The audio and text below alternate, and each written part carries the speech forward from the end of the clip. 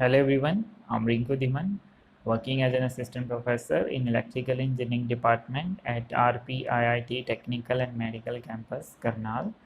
So today we are going to discuss about the relay terminology.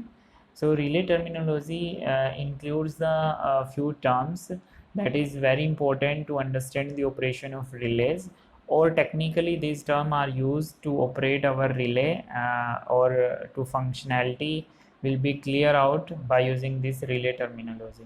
So as we know that a relay is nothing but it is a electronic sensing device which sense the fault in the transmission line or electrical devices and will send the signal to circuit breaker, or it will open the circuit breaker switch that disconnect our healthy circuit from the unhealthy one. So that is the relay. So what are the terminology we will use in this, we will discuss in over here.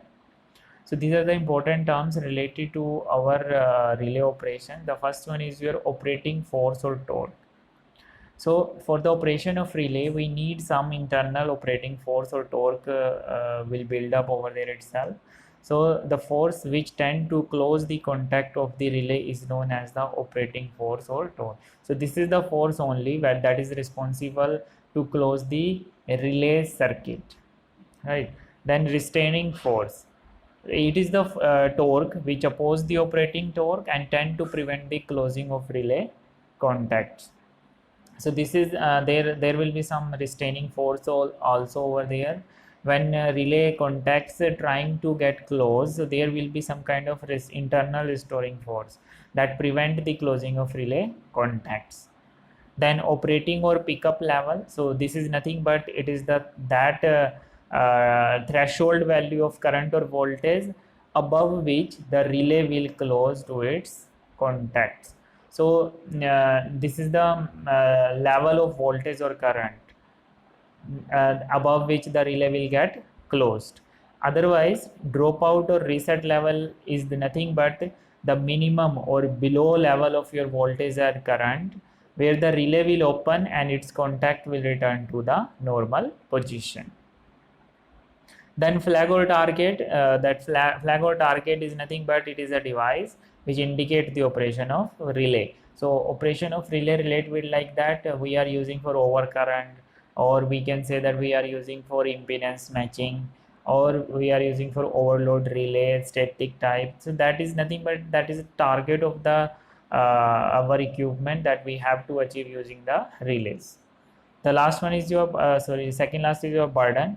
So it is nothing but the power absorbed by the relay that is expressed in VA. During its operation, relay will absorb some power in its components. So that is nothing but known as the burden. Okay, and that is measured in volt ampere. Then the next term is your operating time. So it is the time which elapses from the moment when the actuating quantity attain a value equal to pickup value until the relay operates its contacts. So pickup value is nothing but the maximum value or above value where the relay will get open. So during that positions when we reach to open our switches, so the time required for that process is your operating time.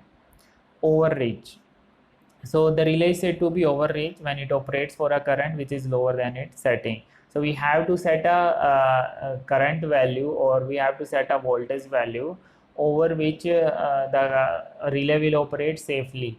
And if the current or voltage will raise above that point, so we can say that there will be a faulty condition, or that is overreach condition of relay operation.